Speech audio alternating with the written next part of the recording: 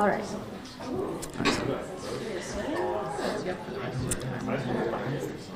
So I want to start by thanking the many individuals and organizations that stand together with us today, both in opposition to the ballot questions that would expand cash bail or in support of a legislative alternative to it, or in many cases both.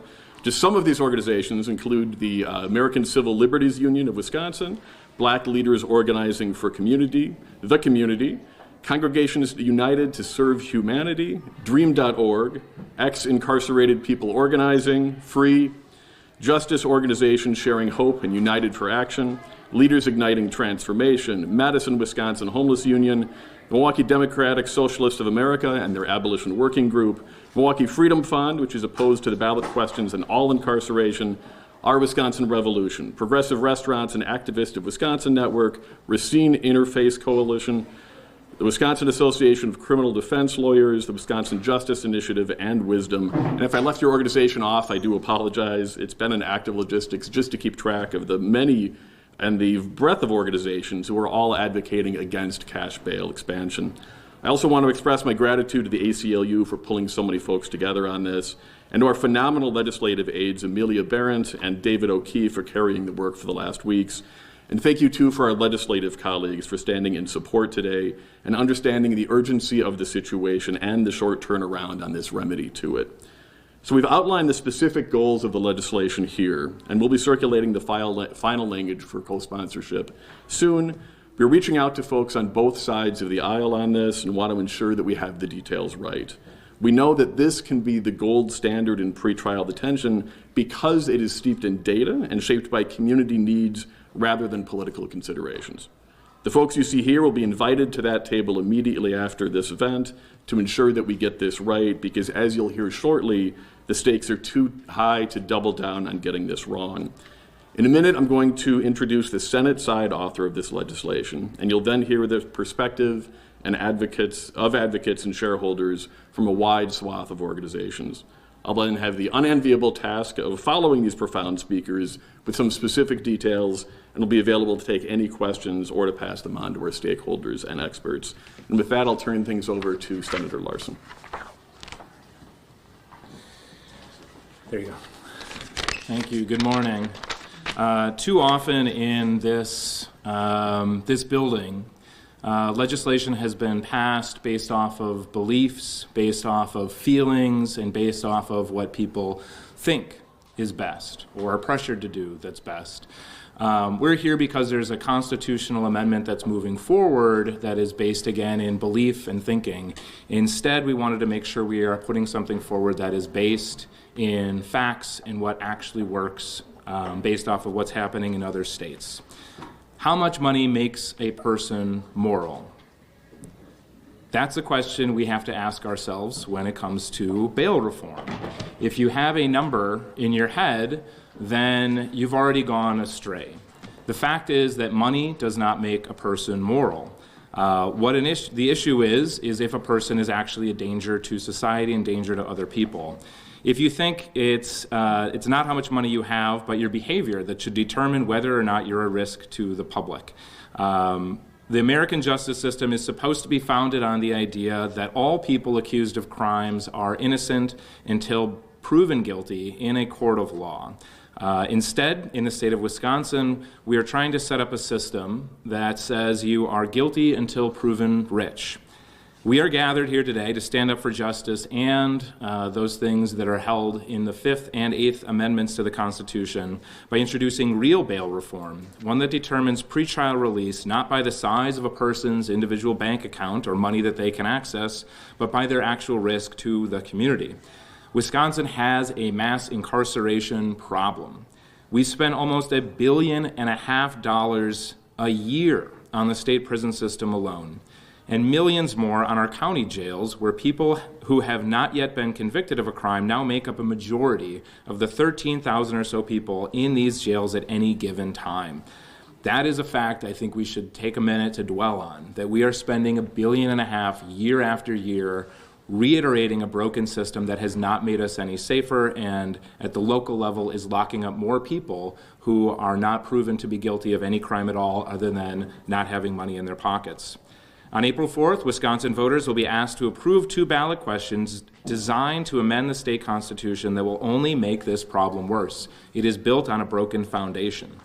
Instead, what we should be doing is what 21 other states in Washington, D.C. and the federal court system have done for years, and that is move away from cash bail or cash entirely and instead move to a risk-based model of pretrial detention. States that have moved to a risk-based model have not experienced statistically significant increases in crime, and there's no reason to think Wisconsin would be any different despite the scary, shadowy ads of people trying to convince the population of anything other than that. We have the opportunity to keep our communities safe, to save money, to reduce injustice by rejecting the current constitutional amendment and replace it with real bail reform. And as much as we talked about dollars and cents, it is a matter of making sure that we are not laying to waste too many lives, being tossed into jail and having their lives reduced to scraps, making it harder for them to find jobs, to be able to move on with their lives. That's something we've been doing really well, and it'd be nice to actually put justice forward. So to speak more about that and the impacts of it is my friend Jonathan McCrae Jones of the American Civil Liberties Union.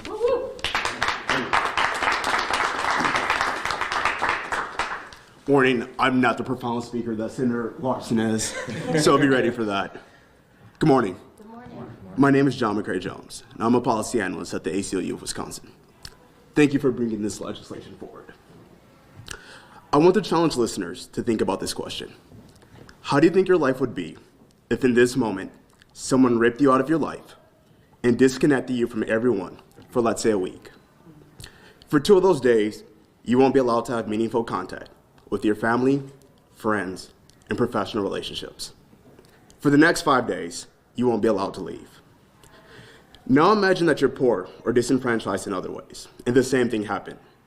For many people who are still legally innocent, that's what happens with pretrial detention.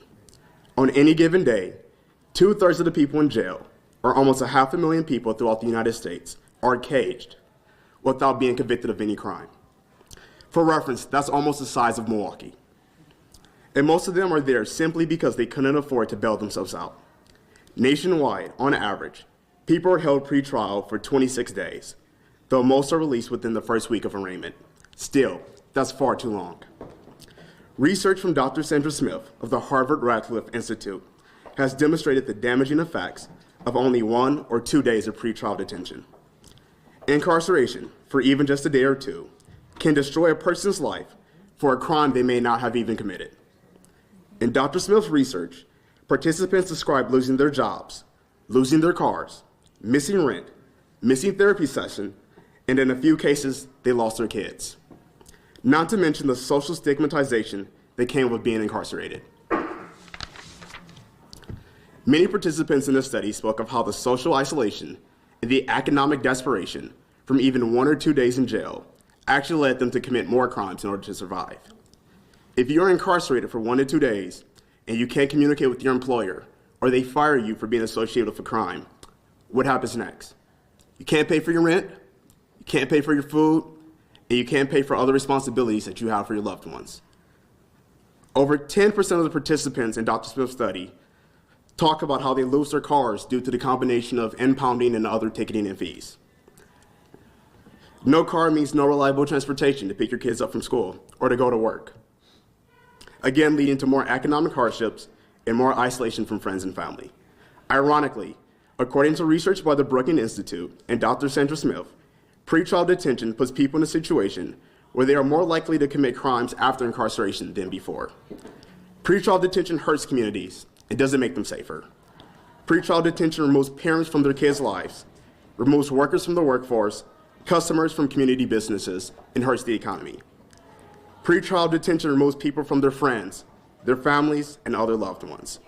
I want to circle back and restate that pretrial detention directly causes more crimes in communities, something no Wisconsinite wants. So what are we doing? Pretrial detention was never about the safety of the community, but selling the illusion of safety as justification for mass incarceration, government revenue, and outdated racist and classist policies. Cash bail is arbitrary, destructive, and basically a wealth tax on poverty. Why does it matter if a person has $500 to pay for bail after being accused of a crime? Does that $500 actually make the community safer, or that person more likely to show up at court? The research says no. We shouldn't hold people in terrible conditions simply because they can't buy their way out. Thank you.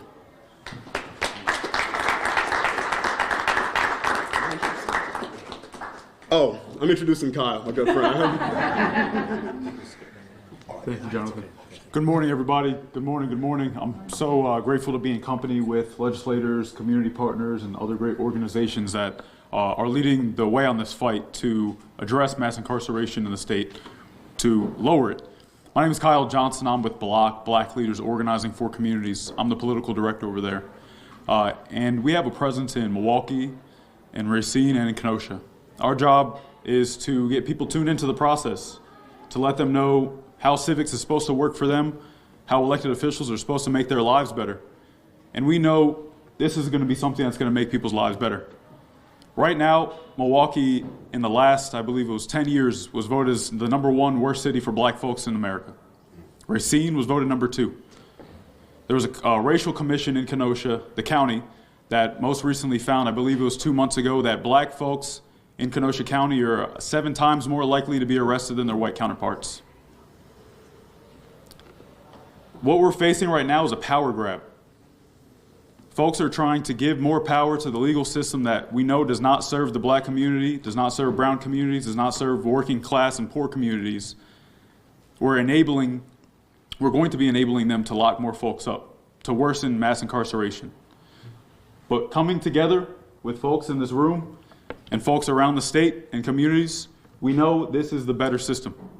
We know this is going to make folks' lives better. It's going to better outcomes for people. As Jonathan said, y'all have heard a lot of statistics already, so I'm not going to belabor that point.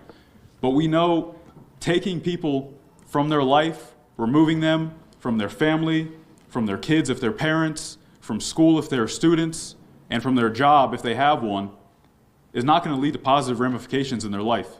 Jonathan already said it. It's been shown that folks have to resort to alternative circumstances to survive. So if we truly care about lowering crime, if we truly care about making people's lives better, we're not going to increase pretrial detention. We're going to lower it. We're going to lower mass incarceration. We're going to make sure folks actually have an opportunity to make their lives better, to come back to court based on whether they're going to their ability to appear.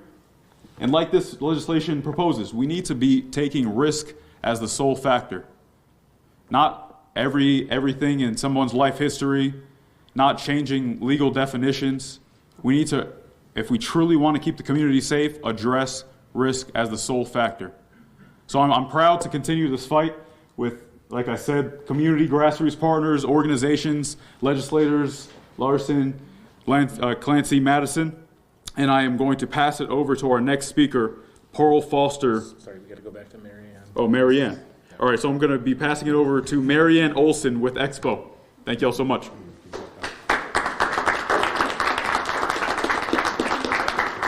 Thank you. Hi, I'm Marianne Olson. I'm the executive assistant of EXPO, EX-incarcerated People Organizing. And I am going to drop a few statistics on you. Are you aware, according to the Vera Institute of Justice in Wisconsin, we have started incarcerating women at an increased rate of 897%? I promise you our mothers, daughters, and sisters have not been out increasing crime at that increased rate. I was part of that percentage. In 2012, I was held 9 months, pretrial detention. The lowest my bond ever got was $50,000. I eventually had a nervous breakdown and I pled, and I am currently 11 years in to a 28-year sentence for 7 of the lowest felonies at the time you could receive in Wisconsin. Pretrial detention does not solve problems, does not disappear problems. I promise you, it will only disappear people. There are solutions, including wraparound services that EXPO would be there to provide with peer support specialists, including text messaging, reminding people when they have to be in court. We know, we've walked this road. We know most often people don't avoid being in court just because they don't want to. Life circumstances have gotten in the way. This will only increase tax burden and hurt communities. Well communities are safe communities. And now it's Pearl Foster, correct? Thank you so much.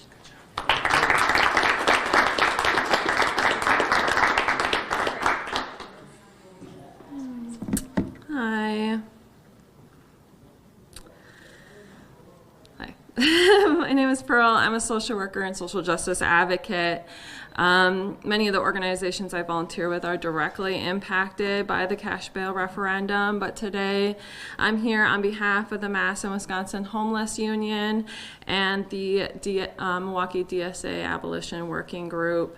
As most of us will not see the wording of the referendum on expanding cash bail until it's on the April ballot, in which case the writers will make it so confusing as to be interpreted as something positive. But what this will do will expand our ever-growing jail and prison population, as people before me have already said. This means taking money out of our communities and those living in it. Unless you've been part of or know someone that has been, court and jail are often misunderstood. You see, most people in jail have not been convicted of a crime. They're simply there pre-trial. Expanding cash bail makes it harder to release. Now, some people might think that this is a good thing, but let me tell you why it's terrible and heartless. Cash bail only impacts those that don't have money, as people have said before me. That's the poor, and particularly people of color, the global majority. Since we're here in Dane County, this jail, the Dane County Jail, as of last night, held 830 people, not counting those that are sitting sometimes indefinitely because they're determined incompetent to stand trial, even on misdemeanor charges, and aren't on our jail list. Over 100 people enter the Dane County Jail homeless. They cannot afford cash bail. Over half of those 830 people will be homeless upon release, after a series of court dates that will most likely result in a compromise or deal. But first, when someone cannot afford bail, they must await those court dates in our jail, month after month, before a deal or compromise is reached, usually shortly before a trial date. This means they have lost their job in those months. They've also, they've experienced financial hardship on their family and friends due to inflated phone, food, and other surcharges and fees that the jail charges. They've likely been evicted. Everything they owned was put on the curb if they didn't have friends or family collect it and be able to store it. And upon their release, they will now have an eviction on their record. That stays on their record for 20 years. So they will never be able to find housing again. Even if they can get that expunged, which may take a few years, now they don't have rental history. So therefore, they will likely not be able to find housing again. You see, our jail system, our unjust court system, creates permanent homelessness and creates poverty. If what you're looking for is to keep people at their job, keep a family together, and reduce homelessness, not expand the homelessness crisis we have currently, then you create a system in which that is possible. If the current system is already creating undue harm on members of our community and society as a whole, we don't need to be making it any worse. We need to do better. This referendum that will be on our ballot, a change to our state constitution, if passed, would be a step backward and doesn't make anyone safer. In fact, as I've stated, it creates more problems for our society. So I urge the public to vote no on the referendum and have everyone you know do the same and support a change for the better. Thank you.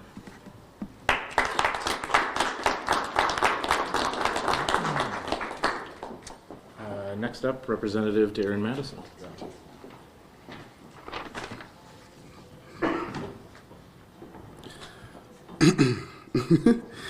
Good morning, everyone. Good morning. So I want to open and sort of close out just the amount of speakers that are speaking with values that guide the work that we do. My first value is that through my time working with organizations like Youth Justice Milwaukee, working with the ACLU, and working with other advocates as it relates to the closure of youth prisons for many years now, and that still hasn't happened quite yet. I've learned that those who are closest to the problems are the ones who are closest to the solutions. This piece of legislation and this effort that is being carried by the folks who are standing behind me and by folks in our broader community who couldn't be here with us today is that type of solution. I won't repeat much since all of these folks really spoke really well to the intent of this legislation, to the intent of our actions in this space today, and how that benefits so many folks across Wisconsin. From communities of color to working class families across the state, and to including folks who are struggling with mental health issues, ensuring that we're protecting all of them and putting them first. And now, instead of moving in the right direction, the direction of justice, the constitutional amendment that has been put forth at the very beginning of this session, in the trailer bill that is currently moving through our legislature, is moving in a very toxic and harmful direction for all working families in our state. But let me finish with something more hopeful, right? This coalition today and this legislation, right? These points, right, from bail advocates to text messaging services, for anyone expected to come to a hearing in a trial, right, to a risk assessment that looks at risk as the only factor for pretrial incarceration, that doesn't criminalize working families, that doesn't criminalize Black families, that doesn't criminalize folks who are struggling with mental health issues. This moves us in a bold direction that ensures that we're protecting all of us, right? And we're gonna do everything that we can. Everything that we can. We will have conversations with the most marginalized. We'll have conversations with folks who yet understand the impacts of this amendment so that we can ensure that we pass a piece of legislation that works for all of us. So again, before I pass it to Ryan, I want to thank all of the legislators who came and stood in support of today. And then again, thank all of the advocates who are out in our community, from the ACLU to Block, to the community, to EXPO, to our Wisconsin Revolution, to the Milwaukee DSA, to Leaders Igniting Transformation alongside other folks for standing in solidarity in this critical moment, as it relates to the history of Wisconsin. Let's turn the clock forward, not backwards.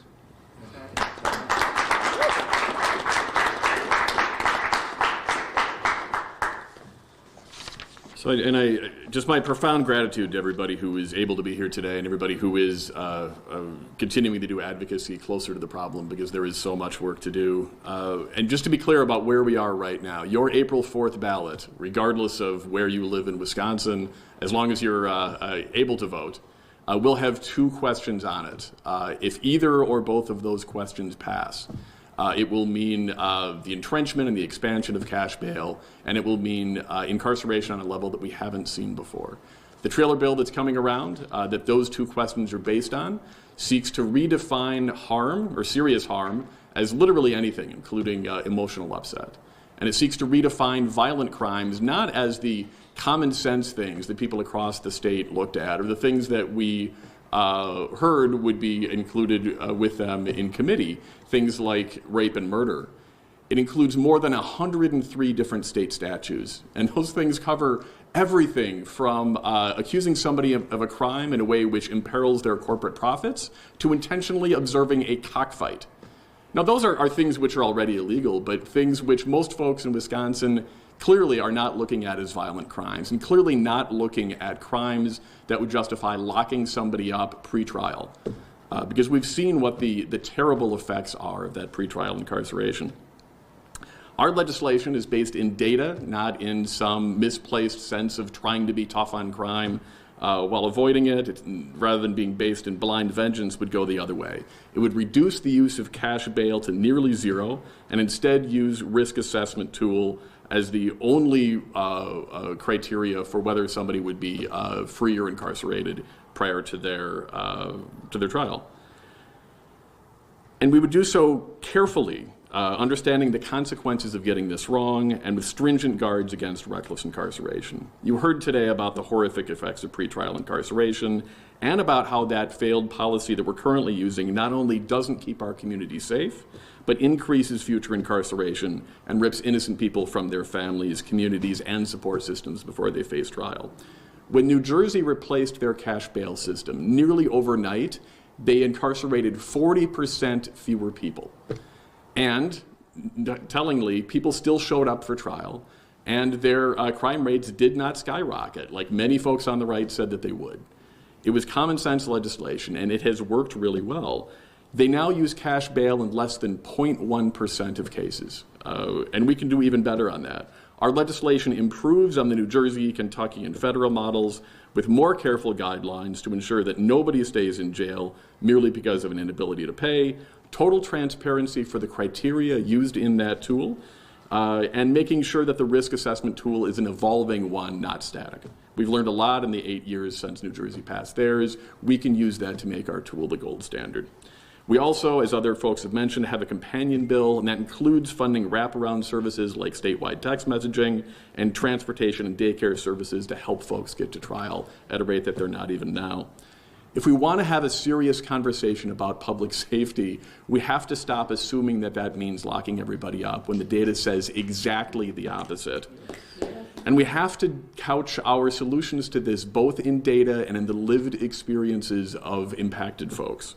Opposing the cash bail expansion question is the first step. The next step is replacing that failed system with one that brings us closer to justice. Thank you all for being here today in support of that, and we are happy to take questions. How are you defining violent crime? Yeah, that's good. So that is something that is still on the table, right? Right now, the violent crime, even in our current statutes, it includes things like tampering with household materials. That is something that is bad. That is probably not something that is compelling enough to lock somebody up before their trial while they're literally innocent. So we're looking at narrowing the scope rather than massively expanding it in terms of what would include, or what would be included in that, and we would be looking at only actual violent crimes. Would there be any misdemeanors in that? I don't believe so. All of the 4 Supreme Court candidates in the primary supported this change. Some of them also expressed their wish for a pre-trial detention system, but they said that the amendment would make the cash bail system better than it already was. What's your response to that? Sure. I mean, and that's why we're proposing this alternative, right? I've heard a lot of people, legitimately concerned about public safety, and we are too, right? But we are concerned about public safety in a way that looks at the data. And I've heard people expressing the need, like, we need to do something. There's that action imperative. Doing something when it would double down on a system that we know is broken and failed is not the way to go. Looking at the data, figuring out what has worked elsewhere, and figuring out how we can take all those components, the best things happening in the federal system, Kentucky, New Jersey, and building on that really is a better system. Is there evidence that that what the amendment would lead to would create more detention versus the current cash bail system that's pre-trial aside? Yeah, and in fact, when I first saw it, I was like, this looks really bad to me, but I'm not the expert. So in talking to everything from DAs to public defenders to people who run our jails across the state, it's very clear that those two questions that will be on the ballot, if either of those pass, it will mean a strain, probably to the breaking point of literally every system that we have. So I'm also a Milwaukee County supervisor. At this point, Milwaukee County is incarcerating Milwaukee County residents in Racine because our jails are full, because we don't have the capacity for them. So in talking to public defenders and everybody else, the massive expansion of what violent crime is and what serious harm is would mean significantly more incarceration. If New Jersey incarcerated 40% fewer, My sense is that we would have up to 40% more incarceration based on those two ballot questions passing. And nobody that I've talked to who is an advocate for those questions has been able to tell me what we can do, what that would actually do to the system other than break it. You mentioned New Jersey. What are some other states where? Yeah, so different places have done it differently. I think the three standards that we're looking to as sort of best practices and drawing different parts from either ones are the federal system, New Jersey, and then Kentucky. And certainly other states have moved towards cash bail as well. We've done a deep dive into the data to really try to figure out what works best rather than what people say works best. I can give you a list of the 21 states. 21? 21. Thank you. Have you been able to get any Republicans on board with this? So we don't have the final text of the bill yet, but we are working with folks on the other side of the aisle. In fact, there was a working group around changing bail that had some specific recommendations that really mirror this just a few years ago. That was a bipartisan board. So we're hoping to start with those folks and saying, hey, this seemed like a good idea a few years ago. Let's sit down and figure out how we can make this work. So I am hopeful that this is not a partisan issue. So even with this bill, you're still going to see some people held and in pretrial detention under those exceptions. What are you doing with the public defender shortages, prosecutor shortages to ensure that they have a speedy trial and aren't sitting in jail for months? Sure. And there are, I'm not a lawyer, but I know there is a mechanism where folks who are held pretrial can basically ask for a speedy trial. That has dangers with it. And as we heard, many folks who are directly impacted end up compromising, even if they are innocent, and saying, this is so bad, I'm likely to be held pretrial for many months. I'm just going to, plead to a deal, even though clearly that's not in the best interest either of those folks or the system when they are in many cases innocent. I'm just curious, are there any other people in the crowd who would like to say a couple words about how the bail system has impacted their lives personally or those that they love? Sure. Anybody else want to add? Directly impacted folks. Hey, there you go. Thank you.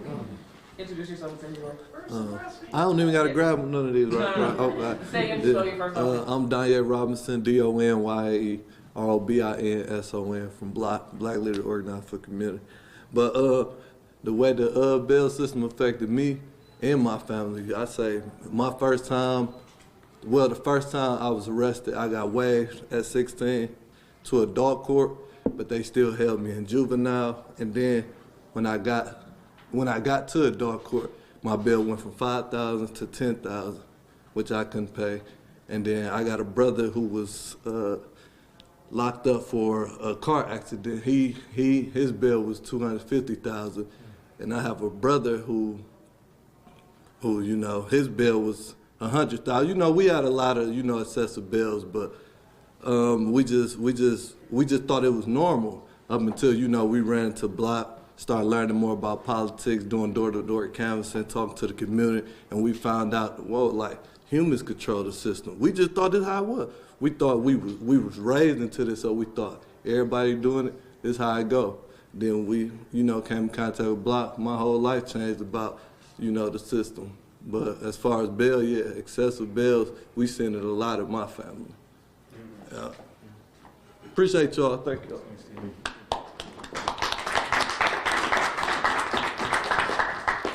Good morning. My name is Jerome Dillard.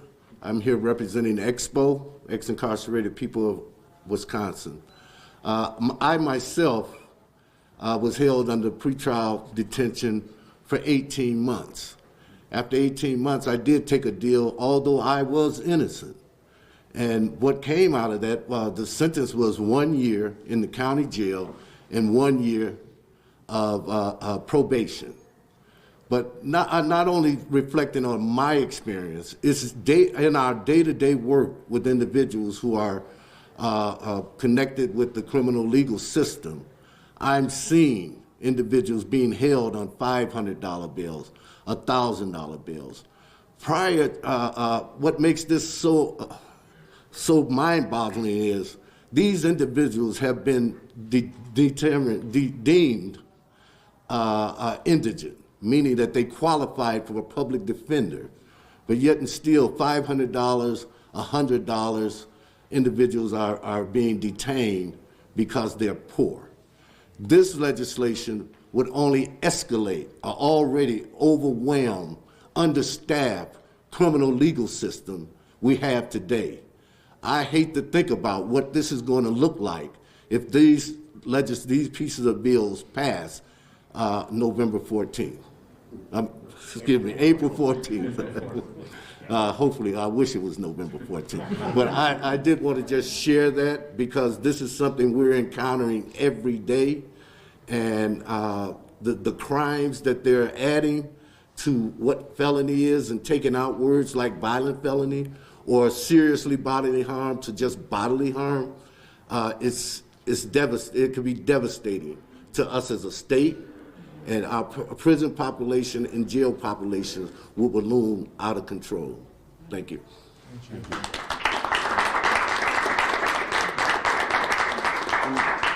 And if I could just really briefly tie those answers into the question that you asked before, because I'm not sure I totally answered that, is that when we massively over-incarcerate like we do now, it does put strain on the systems that we already have in place, right? Nobody's interest is served by having somebody in jail that long. And we do have a shortage of DAs for the number of folks that we put into the system. We do have a shortage of COs, correctional officers, for the number of folks that we put in that system. I think certainly the obvious answer there is to put fewer people in the system and work on that stuff upstream. But if we incarcerate fewer people, it means that the folks that we do have incarcerated are there for a shorter period of time, and that they're better able to participate in their own defense, and that really meets everybody's interests and puts less strain on the system. And if I may, just add the governor's budget does offer an increase of $8 an hour for public defenders and assistant district attorneys. So that'll help, but obviously one of the reasons why these areas are short-staffed and there is a knot in the hose there is because we are incarcerating too many people unnecessarily, right? And so this is not going to solve it. That problem will only get worse, and that is a question we are happy to answer, but is a question that should also be posed to those who are pursuing this as a viable solution, because it is only going to lead to more kinks in the hose of an already very kinked, broken criminal justice system. Other questions? Just want to also give a shout out. We had a couple representatives here who had to leave, but we had Representative Sue Conley, Representative Jody Emerson, I believe Representative Melissa Radcliffe, and Representative Clinton Anderson here joining us. So I just wanted to make sure to thank them. Representative Hong. Oh, and Representative Francesca Hong. And Senator Smith was here. And Jeff Smith, Senator Jeff Smith. Oh, there he is! Oh my God. And it was just his birthday. And it was just Jeff Smith's birthday, too. So. Now I'm going to embarrass him as I forgot him. Any other questions? I have one announcement too. Adam Plotkin from the Public Defender's Office was not able to join us today, but if you have any nitty-gritty legal questions or how those definitions, in his opinion, will lead to expansion of cash bail, see me afterwards and I can give you his contact information, and he's happy to answer any questions you guys have too. Thank you so much for being here. Thanks all. Thank you all. This program is a production of Wisconsin Eye, an independent, nonpartisan, nonprofit media network with a mission to inform, educate, and engage the citizens of Wisconsin. Wisconsin Eye is the nation's first and only independently funded state civic broadcast network, providing gavel-to-gavel access to government proceedings and events at the state capitol.